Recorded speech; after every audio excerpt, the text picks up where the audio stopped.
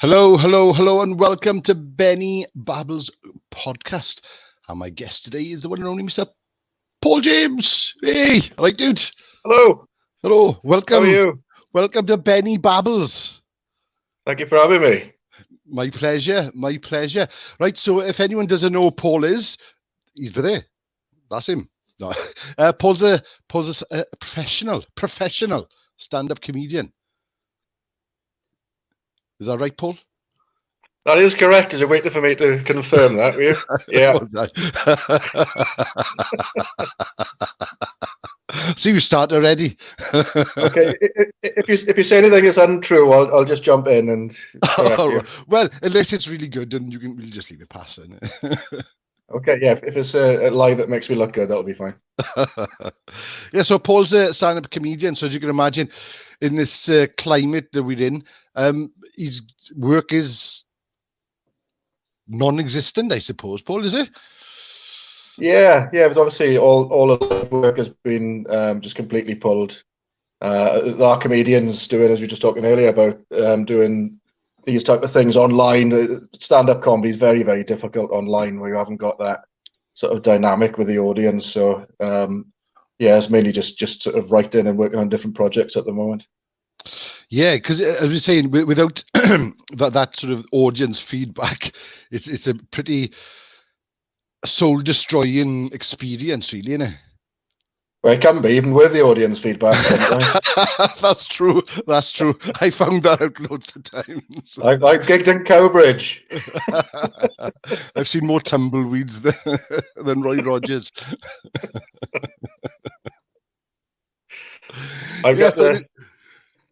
Oh, go on. I'm the only comic with a deadpan audience. Some of them. Yeah, it's normally the comedian with the deadpan.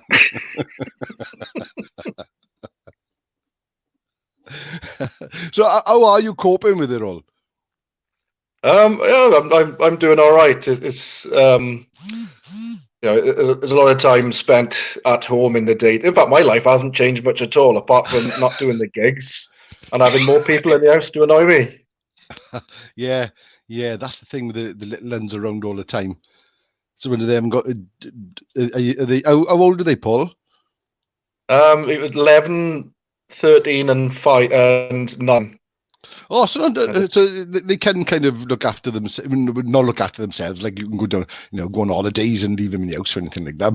But they can occupy themselves, can't they? Yeah, but they can just bug the shit out of you and just keep them apart, fighting and that type of thing. So yeah. So 11 years you've been doing your stand-up, and it was 11 years in February, you said, was it? Yeah. It was a gig in the Coyote Bar in Swansea was the first gig I did. That was in February 2009. So it's done a lot of stuff in between. A lot of stuff. A lot of stuff. Let's just leave it at that, shall we? Well, I've had the reviews. Let's just leave it there. Yeah, there is a few infamous ones. Me and Aled were talking about last Sunday when he was on the show about where was it? Britain Ferry. It's not all glamour. Pick the glamorous ones, why don't you? I loved that gig. I thought it was great. Yeah, I for the benefit of the audience, it was a music festival in Britain Ferry, which, as I say, is not all glamour. And there was, I don't know if you remember, it was the Lions played in the morning, and we beat Australia in the third test. Yeah, and because I knew we had that gig coming up, so I was drinking steadily and keeping. It's actually quite good. It was quite fair play to Aled. He does a good. Every gig, his riders are really good. They are the best riders I've ever had. Yeah, and a lot of the bands, you guys are headlining, so a lot of the bands were performing and having to go somewhere else. They didn't touch a rider. So, I was very well disciplined. I wasn't drinking much, just topping up. The food was a different thing. I was like a one-man playing a locust with the food. And there was tons of food. There was. And the booze. So I got you guys on, and then I thought, oh great, I kick the arse out of the booze now. And then so I think I had about 3 bottles of wine during your set, and then Alid got me to come up and and to do an encore for you, to get you back on. I said, Alid, that doesn't happen. They can get their own encore. He goes, no, you're going to go back up. So I went back up, and that was, I don't know. You got to go and yeah. He was afraid that they didn't want to hear any more of us, so you had to persuade them to call us back on. I know. So I literally, I can't remember. I know because I'd heard of stage diving before, but I hadn't actually seen how it's done. I've seen since the idea to do it is you lower yourself into the crowd, and they push you back. Yeah.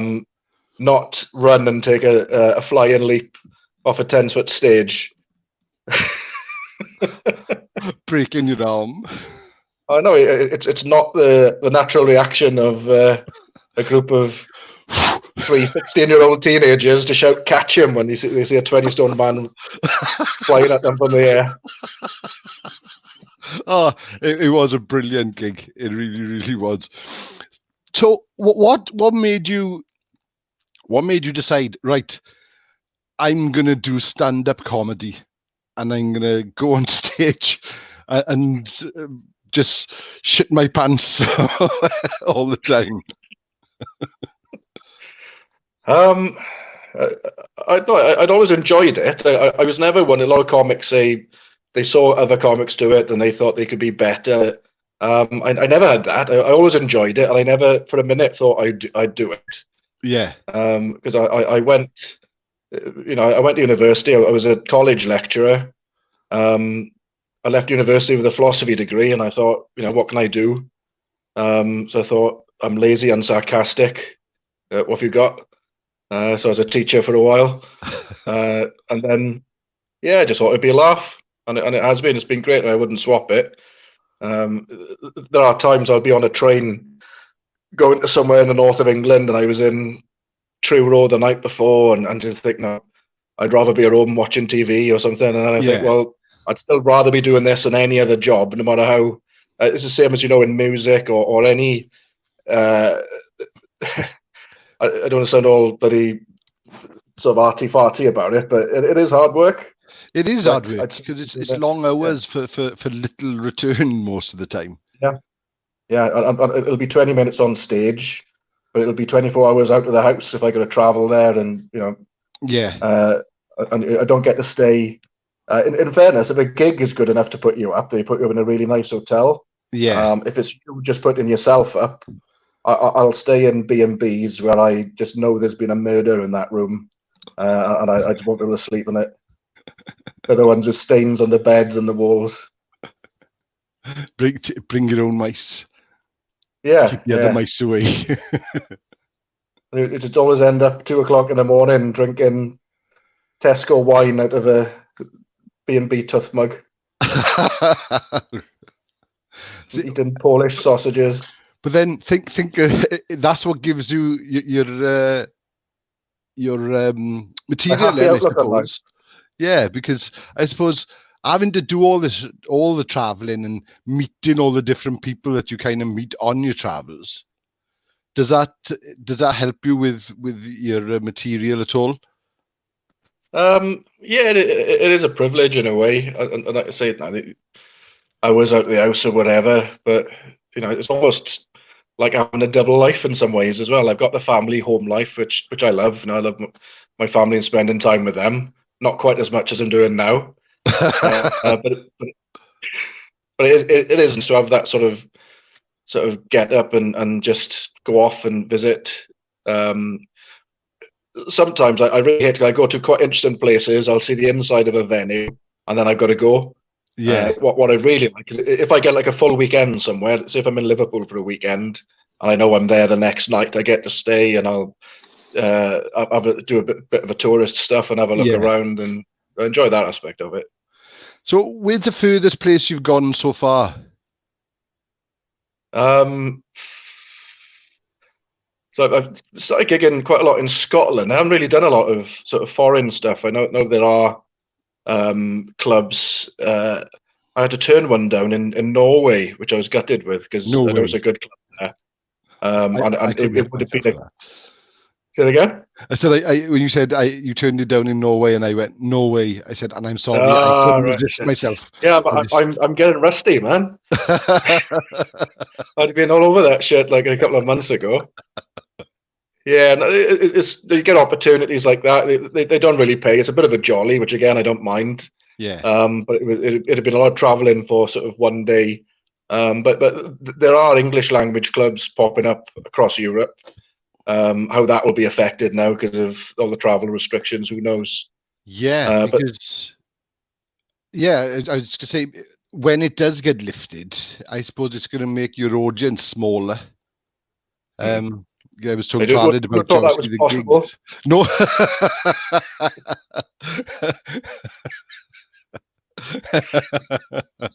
Yeah, it's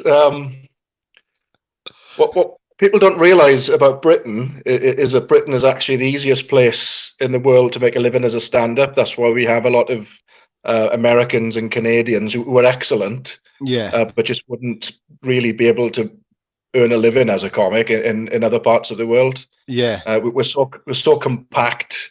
You'll have a city with a few clubs, and then you're only 20 minutes by train, or you're in another city, and they'll have a few clubs. So Yeah. you haven't got, like, if you're in Australia, you've got so much space in between. It's just not viable as a career. Yeah, I suppose it's the same with bands, really. We're quite lucky that, like, over the years, being able to travel quite easily back and forth to places, because even if it only takes like 2 hours, or was it 4 hours to get to Liverpool, or so it's or to Manchester, everything. It's a day's journey, where in America it's bloody 3 days journey or 4 days journey, or even Australia. Never been to Australia. Have you ever been to Australia? Not at all. Not even just on holiday. No, just came back from America, actually, just on holiday. Oh, nice. With lockdown. Yeah, so we were very lucky. We were in Florida, so we did the Disney parks. Yeah. And they were shutting the doors behind us, and we went from there to the Keys, and things are still open there. So Yeah. we were very lucky. So as you were walking out, they go, "Come on, out you go." We heard from the valleys. Yeah, in the place now. That's pretty much my experience everywhere, but it wasn't even my fault this time. Yes, where are you from? I'm from Neath. Oh, right, yeah. Yes, we closing now, everyone. I've been thrown out of the Vatican and quite a few pubs, but Disneyland, yeah, Disneyland, I left on my own accord. So how did we get checked out of the Vatican? I was part of a group, and we were being a bit boisterous and drunk. So, as you do in the Vatican, so even the water's alcoholic. Yeah, I'm banned from 1.5 countries. I'm not allowed back to Turkey either, and I've got to. Yeah, I only count Vatican as half a country. So. Yeah, Vatican City. Yeah, I suppose it is half a country. Big. It's a very big place, though, is it? No, it's only. It's not even a city, really. It's a kind of. It's a city square, but it's officially a country, I think. Yeah. I'm not a big traveler myself. I've never been to. I've been to Croatia, and I've done some like Spain holidays and what else, and Czech Republic. I've been there quite a few times, but most of my traveling has been UK based. So, but I'm jealous of your America trip, because I've always fancied America, but never actually done it. I wanted to do one of those drives across America. Yeah. But careful what you wish for, because I don't drive at all, but my wife does the driving. And we read that Florida is one of the easier places to drive. And if that's true, she doesn't want to drive anywhere else, because it's the cars are massive. They're really they're getting bigger in this country now. Yeah. But even like the SUVs we drive in this country are just it's terrifying, and got these 7-lane highways, and it is. She's very brave. We want in the future, if we're allowed to go back, to do like the old Route 66. Yeah. So that's one to plan for the future. Yeah, I love going to the States. I think it's for all its problems and sort of politically or wherever people lie, I think it's a fantastic country to visit. Yeah, my dad has been. I think he's been 3 times now, and it was quite strange because he was never one to try. Never tried to. Got to an age of retirement kind of thing, and I said, right, I can go traveling, and he said, "Oh, off to America." I was like, "What?"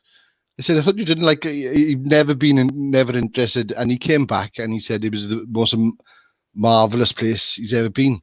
He said customer service was out of this moon, out of this world. He said, "You're not even finishing your food, and they're giving you more." Yeah. And no, he loves it out there. He said it's really, really great. He said, "I'd love it, but I one day, when the lockdown finishes and I become a podcast superstar, I'll be able to afford it."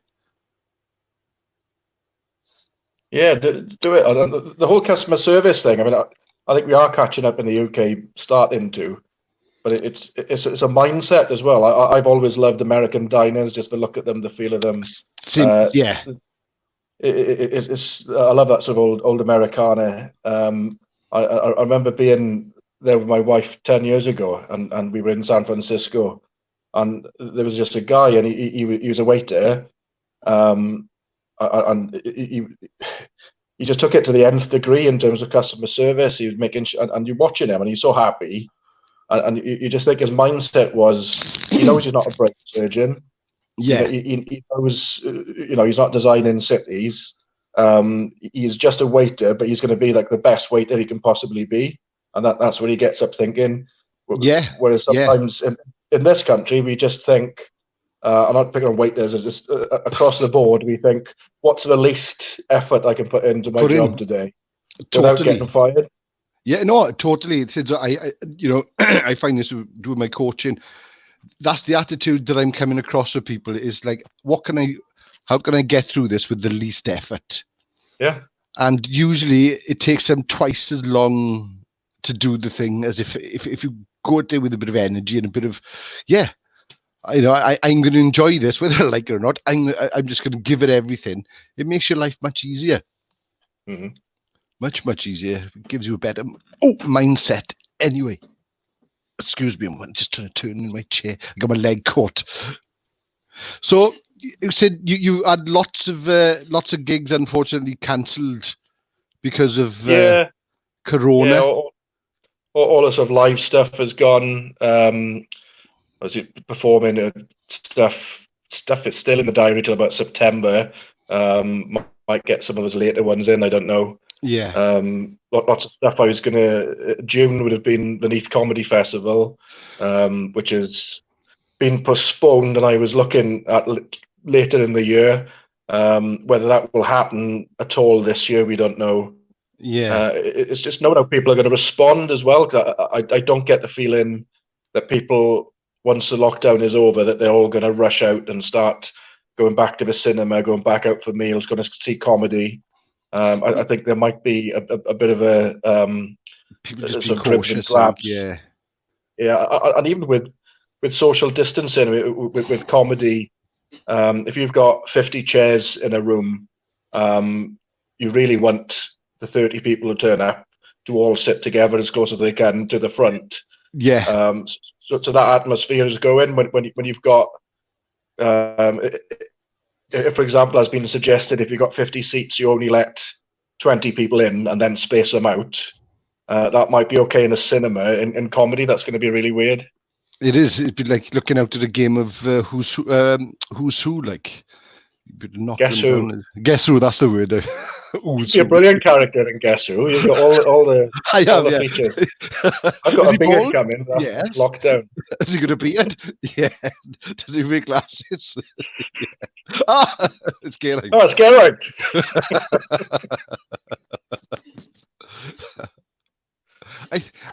See, I think we should make a Welsh Guess Who with all Welsh superstars on it, and not that I'm a Welsh superstar, I wish, but Guess Who of Welsh people. Yeah, it's a project for somebody out there. Yeah, go make a guess who of Welsh of all famous Welsh people. How many is? I don't know how many are on there on the board. 2, 4, 6, 8, 10, 12. Oh, that's a. I don't know. About 12. No, it's got to be more than 12, isn't it? Yeah, we start off with like Tom and well-known people. When you get down into the teens, you might be on there, mate. Yeah. Not that many. They need a bold. Welshman. Famous one. I'll take that one. I'll take that. I think I can pull this back now. Have I got a bit more light? Yeah, it got a bit dark on me. So, well, for anyone that's watching, listening out there, me and Paul, we worked together just before Christmas, didn't we? And after Christmas, where we filmed a short little film called Dad, and I'm quite looking forward to. I was speaking to Alan in the weekend, saying that I was hoping to have added out by now, but obviously with the lockdown, it's put. I was waiting for that. Then I thought, shall I say something? No, I'll give it to you. But yeah, it's put it on hold. So me and Carl have got to try and edit it now via this kind of technology to make sure that it's to my specifications, because he knows how fussy I am. But I've looked at the rushes and as if I know what I'm talking about. I looked at the rushes. I love the terminology. Yeah, and it's looking great. It is looking great. So put it all together now, and hopefully, maybe if we can do it in the next month or so, we can have it out just as the lockdown finishes, and we can hire the audience and get everyone in there to watch a 7-minute movie. Yeah, I'm sure it'd be good. It's it's fun to do. I enjoy doing it. Yeah, I said. So yeah, so that's. But I got a few more as well. I'd like to take that character a bit further with you, as of all the characters that I wrote with it, I've tried to sort of what's after that film, if you know what I mean, the little film. So nice. I think a sitcom called Paul would be cool. You say that well, there's the Alien film, Paul, isn't it? Yeah, they don't. Nobody's called Paul anymore. It was like everybody was Paul and I'm in school. I'm not even the only Paul James in Neath. You know, it's one of those names like Gary that people just don't name their kids anymore. That's why it's a perfect name for a sitcom. Shelley could do it, you know.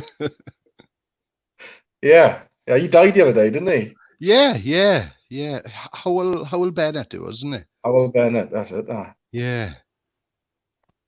Yes, enjoy that.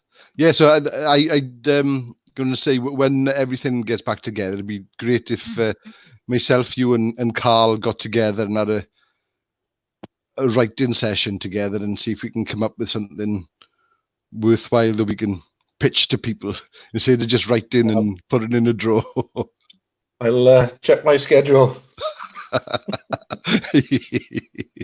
I'm a bit busy. I'm washing my hair tomorrow. I can't.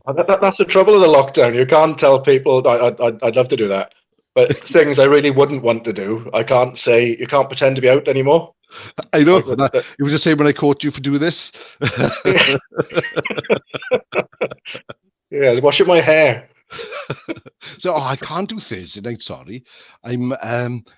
Yeah, you're in the house and you've watched Netflix already. There's nothing else to bloody do. Yeah, no, you can't get out of nothing now. No.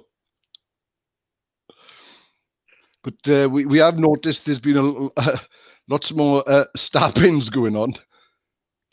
Yeah, there's a lot of murdering, but like I said, not the sneaky kind.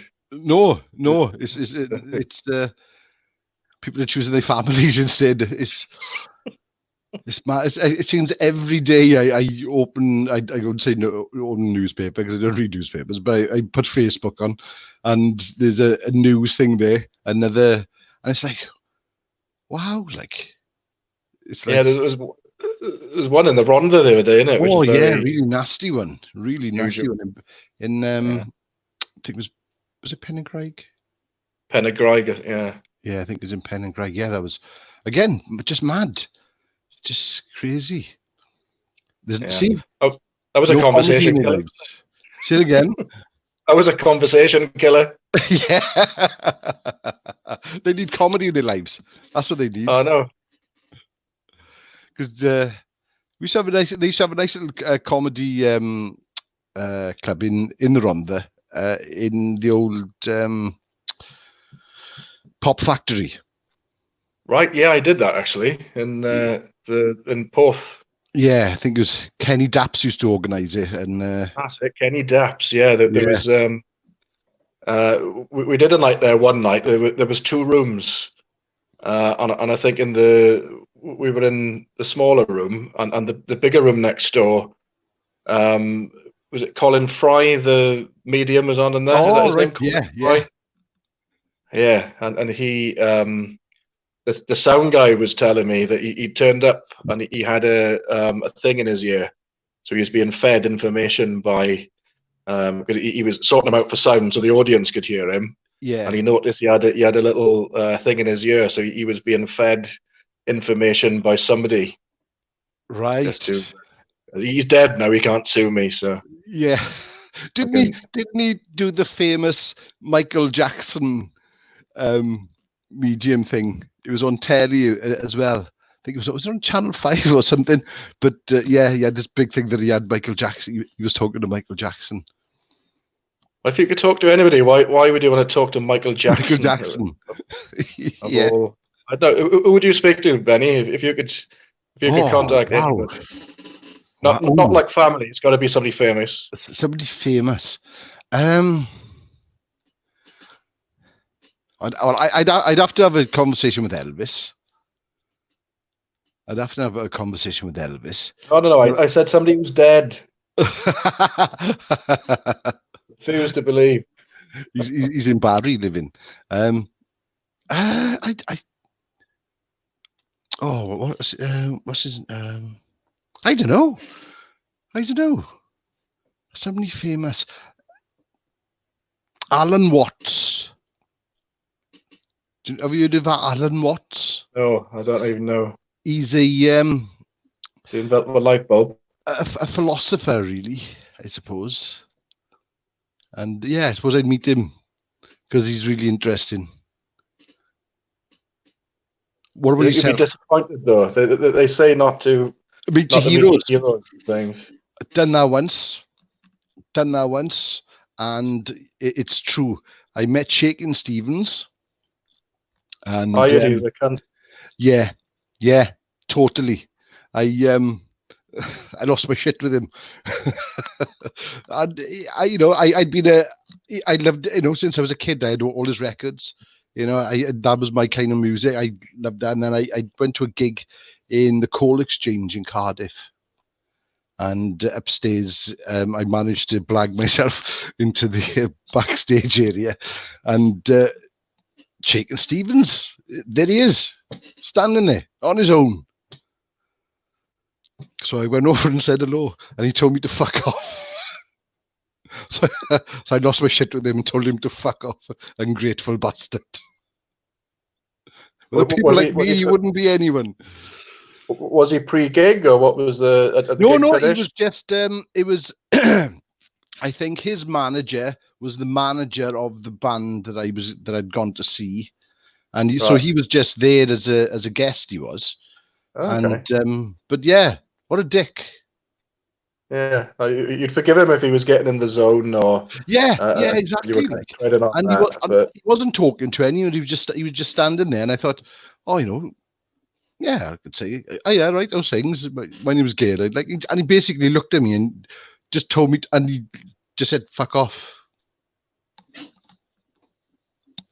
fuck off yourself, you bastard." Yeah, it's weird. So I got chucked out from playing stage and for some reason. I don't know. I must have upset him. Yeah, my heroes were Elvis Presley and the Undertakers, and they were a real bunch of bastards to perform as they were. They are a right bunch of bastards. Egotistical twats.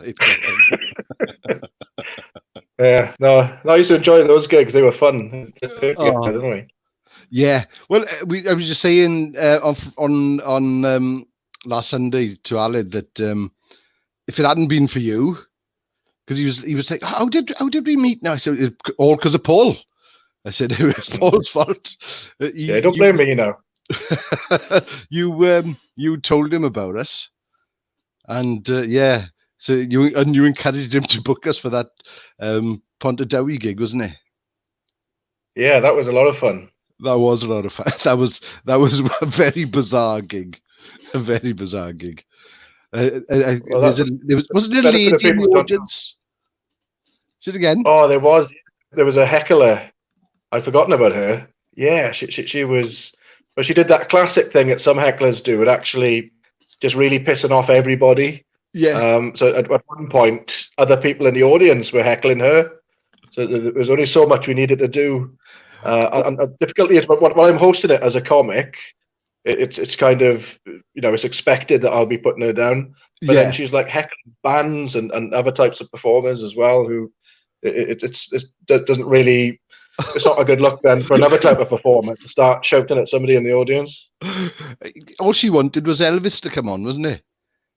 And I think she was expecting. I can imagine a disappointment. Oh, that was brilliant. She was on her own as well, wasn't she? In more ways than one, yeah. Yeah. I remember it was just. I remember I'd given her a shout out halfway through because she shouted something, and I just, thank you very much. Bizarre. Yeah, the Speakeasy Cabaret in Pontardawe Arts Centre. And the speakeasies, we could do actual speakeasy gigs now. Yeah, that would be. Yeah. Yeah, he didn't do any more of those after that, did he? We did. Oh, we did 2 of those, didn't we? Yeah. Were we in the second one as well? At that venue? I only done the one there. Okay. I think I'd done the second one for you. I was supposed to be at the first one, but I had to cancel, I think. Yeah, no, it's a good... the variety shows are coming back. Comedy, in particular, is very difficult to do as a variety show. Yeah. When you start mixing in... It needs total concentration on the comedy, but it was they were good fun gigs to do, and we all outgrew it. we got too big. It was the pies and the strippers and pasties. It was, wasn't it? That's what he was gonna. Yeah, that's right. He stopped it to go down the strippers and pasties route.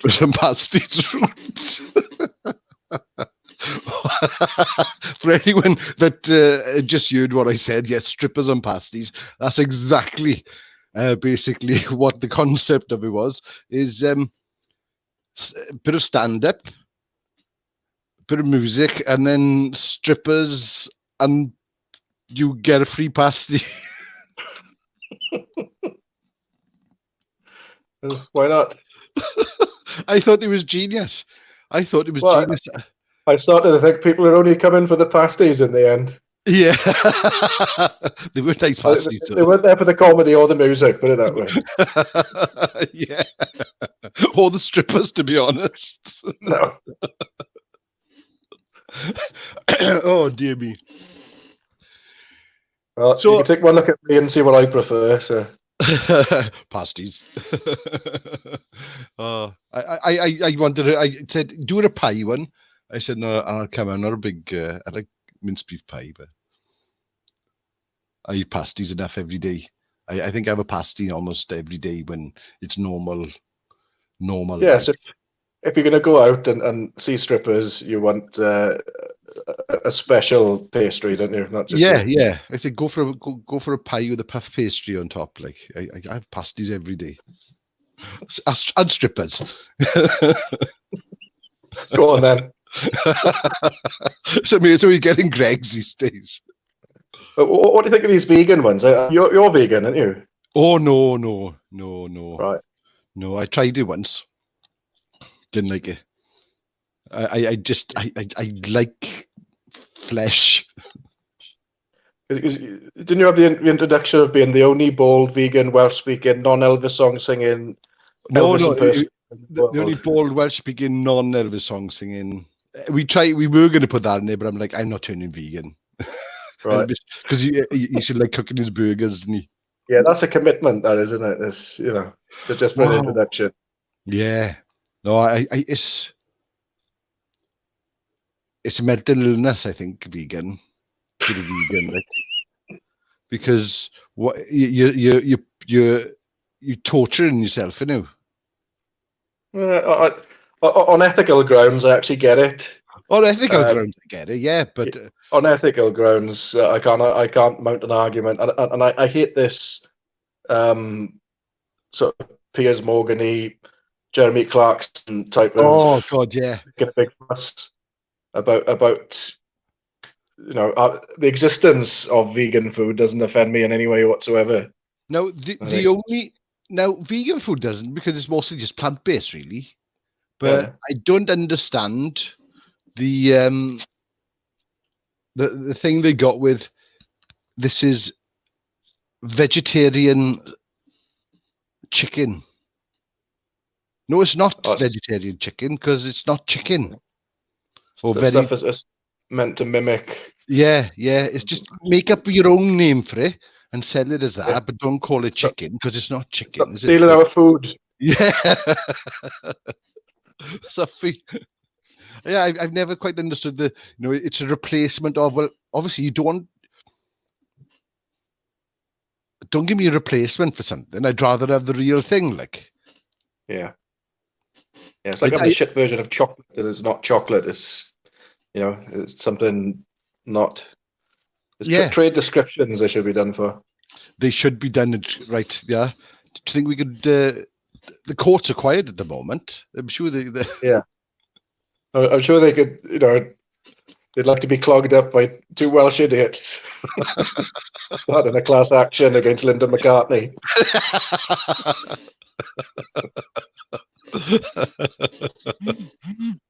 and corn isn't very heavy metal either. No, it's. I do know a vegan.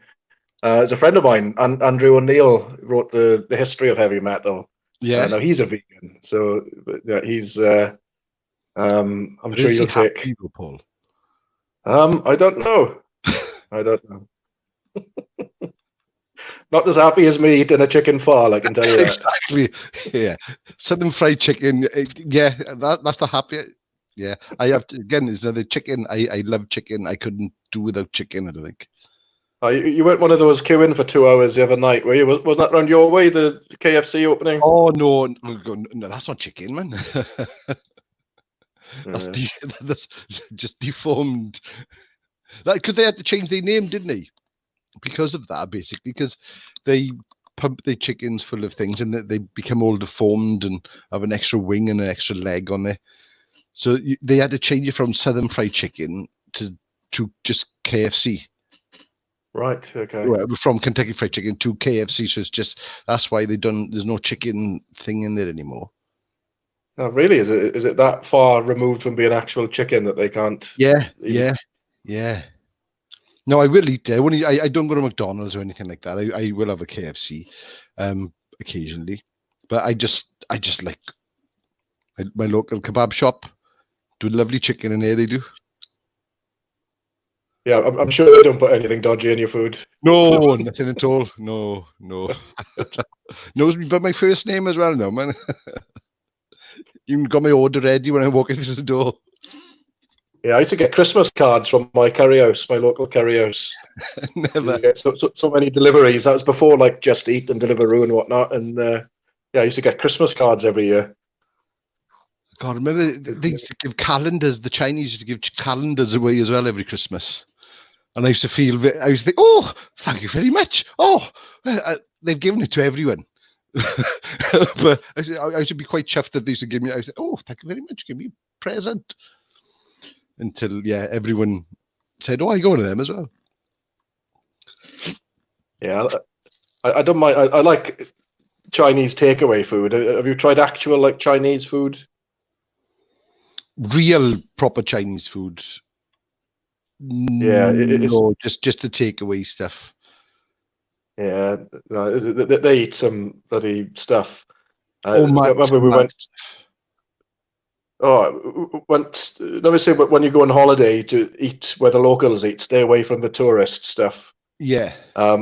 That doesn't. I haven't been to China, but I went to San Francisco, and we found we were walking for miles from the park to the Golden Gate Bridge. Yeah. And right in the middle of nowhere, there's this huge warehouse with dim sum, and they had it was like a huge canteen. And we looked through the window, and it was all Chinese Americans.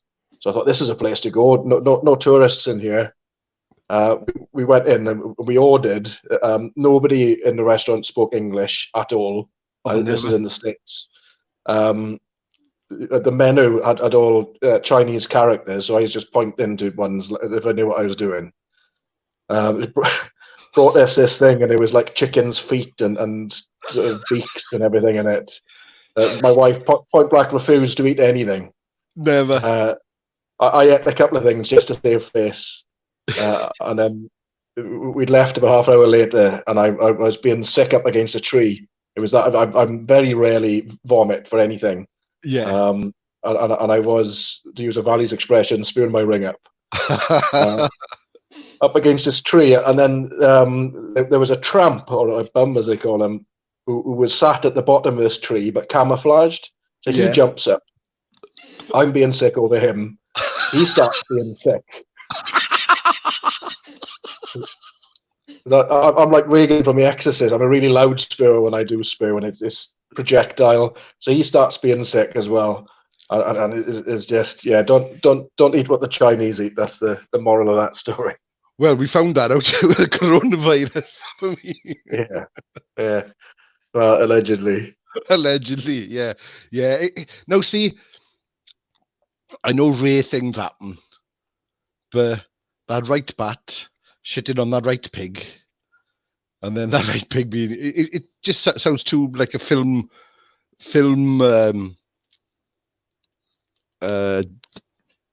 story than real life, like. But most of human diseases now were actually animal diseases at one point or other. Yeah. We cured like cowpox and loads of things, but they all most of these diseases we die from in the 21st century are because of agriculture, because we have domesticated animals and we have farms. So people think about people ate a bat or fucked it or ate it and fucked it or whatever was supposed to have transpired. It could just as easily have come from a chicken farm or a cow farm. It's not the type of animal. It's kind of just those things that particularly poor areas of China, they're not vaccinating all their chickens and whatnot, and it's more to do with how these animals are treated, I think, than what type of animals. Yes, yeah, and you see some of the film and the pictures of the markets. Yeah. I've got a cat. He's sitting with there sleeping, and and I love dogs. And to think that you can go through a market and there's a cat and there's a dog in a cage, and you're like, oh, can I buy him? Yeah, you want to eat him? Do you want to? And it's like, oh, I don't know if it's, but again, it's just a different culture. Yeah, no, we can't imagine. And in India, there they couldn't imagine eating cows because they are sacred. And, yeah, it's I said the Chinese don't eat dairy either, do they?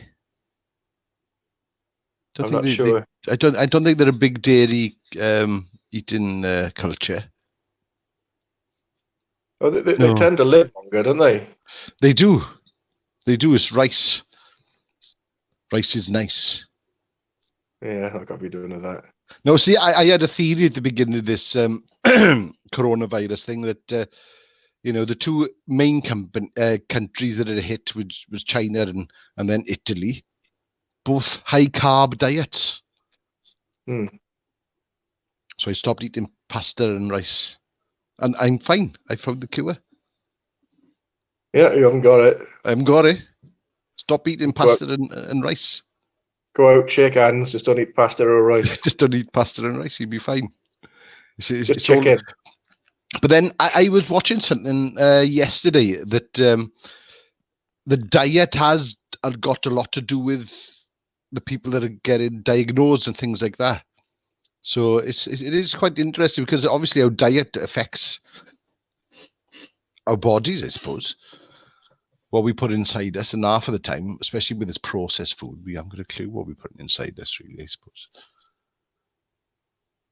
Yeah, I tend not to eat a lot of processed food anyway. But if I have a takeaway, I want to have control of it. But most of the food, I do all the cooking, and it's usually cooked from scratch. Ooh, right then. Right, is that right? Control might be a different thing, but in terms of what I eat, it'll tend to be. What the fuck did we start talking about this? I haven't got a clue. The cat's enjoying it though. But no, I was good to do it with bats, I think it was. I don't know. So you just go off in different directions. Yeah. But so what would you say is your favourite meal then? Is there anything that you're missing because you can't get it during the lockdown? No, I did a lot of my own cooking, and I was a bit annoyed. I do like pasta and things. So I was a bit annoyed that a lot of that disappeared, along with the toilet roll in the first few weeks. But yeah, I've been able to get pretty much most of. There's not been much at all I haven't been able to get. I miss like going out for a coffee or for a pint and going to the cinema. There's a lot of things I miss, which I realise a lot of people don't fucking do anyway. So I wonder yeah, is people obviously we work in things where people come to see us or not. Yeah. And if I didn't perform myself, I'd go out and watch, whether it be music or apart from comedy, I've always loved going out and watching performances. Yeah. I'll probably watch more music and films than I do comedy. Always have.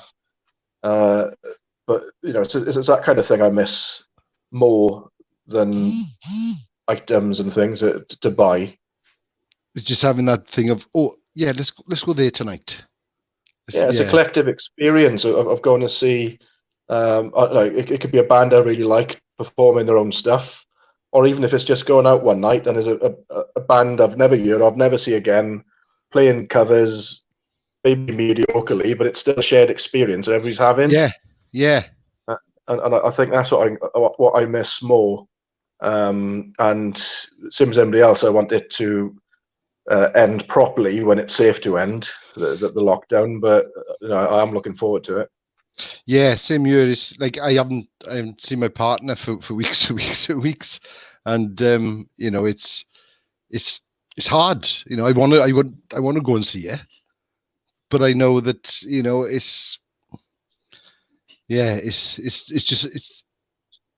it'll be worth the wait at the end of it. Yeah, I think it will. I think there's some positives though, because we've had like the street where I live. It's quite a nice street and people get on, but I think everybody's busy and we've taken things for granted. Like we have the Thursday clap and then we'll talk to each other for a few minutes. And we celebrated VE Day all in our front gardens. It was all done safely. I say safely. I managed to tear a muscle in my groin, racing against my 9-year-old foster son. I did beat him, by the way. Well done. What about in the race, though? Yeah, I beat him. Beat him, the bastard. Yeah, no, I've still got it, but there's a reason Usain Bolt doesn't race after being drinking all afternoon in the sun and dressed up as Duffman from The Simpsons. I think that's dressed up as Duffman. I'm sure the NHS would have been chuffed to see me walking through the door. There's something broken. No, it's just a groin tear. So I'm out for a few weeks. Ouch. Well, at least you got time to rest anyway. Yeah. It's not as if I much expected. Certainly of my groin anyway. So Yeah. Because you sent some photos to me earlier, from a gig we done. Oh, would it been? It's 2012. 2012. Wow, was it 2012? Wow. It was, yeah. Of doing the comedy festival at Clown's Pocket in the Duke with Mark Thomas, wasn't it? That's right. Yeah, again, a very bizarre gig because Mark was like, "I'm not going on. I can't go on after you." so he let us headline, and he went on before us. Yeah, it's usually a case. Obviously, with comedy, you have the main act, and then you have another comic will open. So we thought we'd dispense with the opening comic, and we'll have you guys on. And the thing with obviously with an act like Mark Thomas, everybody's there to see him. Yeah, but I was really chuffed the amount of people who stayed then because when you guys were on. Yeah, and me, and they didn't. Yeah, they stayed till the end. Yeah, which was quite rare for us. Yeah, it was a really good atmosphere. And music is difficult to follow for comedy. If they're both on, it's always better to have the comedy first because you need the concentration, and then they can sort of let go if you want with the music. Yeah, it's quite an upbeat band as well. You play all the crowd pleasers, and it was that was a great night. I loved that night. Yeah, because that was the one I think I stopped halfway through the set and did a magic trick.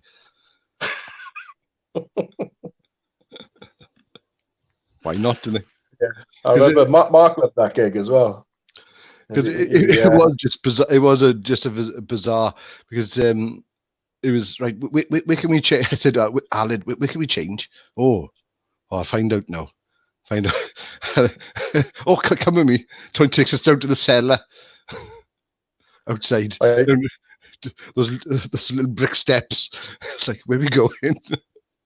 Yeah, you've got the Duke in Neath, which people don't know it. It's like a cross between a backstreet abortion clinic in Diagon Alley and that the basement in Pulp Fiction where that big black bloke got bummed. It's mental. Oh, it is. You've got to go there to. I don't think you can explain it really, can you? No, it's not. It's a state of mind. It's brilliant. I love it. It's one of the places I am missing now at the moment. There was a TripAdvisor review on there where somebody's complaining, and they say they asked the barmaid for some ice, and they got told this isn't a gay bar. But at the same time, it's the most right-on place for anybody. It is. Anybody's alternative, if they are gay or trans or whatever, they can go there, and a joke like that would be said, but it'll be completely the most accepting place in the world. Yeah, it is. As long as you're not a dick, it doesn't matter what you do. It is. That's what I like about the place, because it is kind of full of ways and strays. The misfits. Misfits, and that's what I like about it, is because you can go in there, and I suppose you could write a comedy just about that place, really. Oh, yeah, definitely. You really could, because I was asked to describe it once. They were like, what's it like? They said, well, it looks like they've had a fire. and then decided, oh well, we'll just bring some cans in and carry on trading. Yeah, that's a pretty good way, and it's to outsiders, I'm sure they think it's quite a sort of dodgy, unsafe place to go. Oh no! I would say if I was going to go to Neath, it's one of the safest places I'd feel. Yeah, it is. I remember that there was a friend of mine, another comic, Ignacio. Have you met Ignacio? Oh yeah. Yeah, and he lost his laptop, and he was phoning around for it, and he asked me, and he said, "Did I, last case scenario, did I leave it in the Duke?" And he hadn't found it for about 3 days. So I said, I'll ring Tony now. So I rang him up. He had a look around the bar. It'd been open all weekend. Yeah. He'd left it on the pool table, and that's where it was after about 3 days of being open. Nobody, I think somebody put it to one side. Nobody, within 6 months, he did a gig in Swansea where it got pinched. No So, way. people talk about Neath and some of the valleys, and we're a lot safer than other places. Definitely, yeah. There's pricks wherever you'll go, but No, it's one of those legendary places, and if anyone after the lockdown, if you ever get a chance to go to the Duke, then go. And the perfect time to go would be at the Clown's Pocket Comedy Festival. So let's hope that it does go on later on in the year. Yeah, it might be slightly truncated or made a bit smaller. It's been growing for 10 years, so if it's a little bit smaller this year, people understand. But we'll hopefully do something. Because it is a great weekend, really, and this, like I said, it brings lots of people to Neath, really. Yeah, the only people that don't go are Neath people. It's the same Aberdeen. It's the same Aberdeen. The same. You put something big on, everyone come from everywhere, but nobody from Aberdeen goes. Yeah, no. If it's in Neath, it must be shit, isn't it? Yeah. We've got a great new night. Venue in Aberdeen. It's been open a couple of years now. Jack's. Right. And, yeah. And fair play for them. They had some really good artists there. We've had Space, Cool. Hue and Cry. There's lots better ones than this as well, but I'm just got a shit memory. But they've had some really good. But people come from everywhere else, but you don't see many Aberdeen people there. Yeah, it's strange. There's a collection of us that go there, but then you don't see. It's strange. But they'll travel to Cardiff or they'll go to Swansea to see exact same act. Oh, Electric Six. Oh, cool. Yeah, I love them. They were supposed to be in there now next month. Did they have Bad Manners there as well? I think they did, yeah. But they've had some really good gigs there. And it's a bit of a get in, really, because they had some really good gigs lined up over the last few months and the next few that they've had to put on hold. But I think they've managed to book them all in for next year, I think. Yeah, well, no, hopefully, like I say, there are people who you're either the type of person to go out and experience things and support things like that, or you're not. And like you say, you will in Aberdeen have a crowd of you. Stuff I put out in Neath, there are a crowd of people in Neath who support it. They're not the majority. The majority come from away. Yeah. But then they've come from somewhere where perhaps their hometown or village doesn't support things. Yeah. So it's it's a personal choice. I think what's happened to coronavirus has made me all the more determined to go out and see these things, knowing that there's a possibility that I might not be able to. And we all have things in our own lives. I mean, there's a friend of mine who's passed away now. He had a brain hemorrhage a couple of years ago. He was a type. He went, in fact, out of the first 100 Clown's Pocket gigs, he went to 99 of them. Wow. So he'd support things like that. And then there are things happening in our lives that stop us from being able to do that. So I think we take things for granted. It's like Jerry's final bit, Jerry Springer's final bit at the end now, isn't it? Where we wrap up. We've all learned something about ourselves today. Yeah, and it is like I miss that. I used to love Jerry Springer. Yeah, I did. It was very 90s, and there was something. There was something that he had that Jeremy Kyle was missing. I don't know. It was. Well, Jeremy Kyle was just too patronising, I think. I mean, Springer, I'm not sure whether Springer guests were in on the joke necessarily, but there's something with Jeremy Kyle, there's more knowing and cruel about it. Yeah. With because I used to come home from the pub, with my Chinese or my kebab, and it would be on at like 12:30 or 1:00 in the morning, and I'd normally fall asleep with my Chinese or my kebab watching Jerry Springer, and yeah. It'd be brilliant. I used to love the "I'm really a man" reveals that they have, and like sometimes it is a shock because they just look like a beautiful woman. I know, but how could they not have? How could they not have told? I'm sure they've had a feel like. Yeah. It's not all like up a dare when it's a shandy and a quick finger around the back. Crocodile Dundee sort of a better check. Yeah. Oh. Some of them did look like Les Dawson in drag, and you're thinking, how the fuck did you not know that? Exactly, and that's what I do. No, I was. There's a thing on telly at the moment called RuPaul Drag Race. Right, yeah, I've not really seen it. I'm aware of it. Yeah, I watched an episode the other day, and it's like, no, if these are the cream of the crop of drag queens in the UK, I think I'm gonna have a go, because I think I would be a more convincing woman, even with my beard, than half of the people on this program. It's bizarre. It is bizarre, and I think, yeah, it's just bizarre. Oh well, thank you for coming on. Yeah, no, it's been enjoyable. Got fuck all else to do. I really enjoyed tonight. Yeah, it's and I don't worry, for at what time was it? 7:30, just before I messaged you to send you the link. I was sitting here eating my food, take my time. I convinced myself that we were talking at 9:00, and then I put the thing on my computer. I was like, and it thinking to remind me that it starts. I thought, oh shit, I better play everything up. But thanks very much anyway, dude, for coming on. It's been a pleasure talking to you. Yeah, no, it's been good fun. When everything's back to normal, because I plan on trying to carry this podcast on after the lockdown as well. Say. So we'll get you back on, and we can pick up then where we left off last time. Right.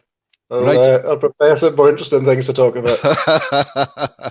Chicken and drag queens. And pasties, don't forget. And pasties. Right, have a good one, dude. And to everyone out there as well that have just watched, thanks very much for tuning in tonight. I'm on again tomorrow night at 8:30, where I'm speaking to Dorian Holmes, Lord Aberdare, as he's known. So I shall speak to you all then, and ta-ra! Good night, no star.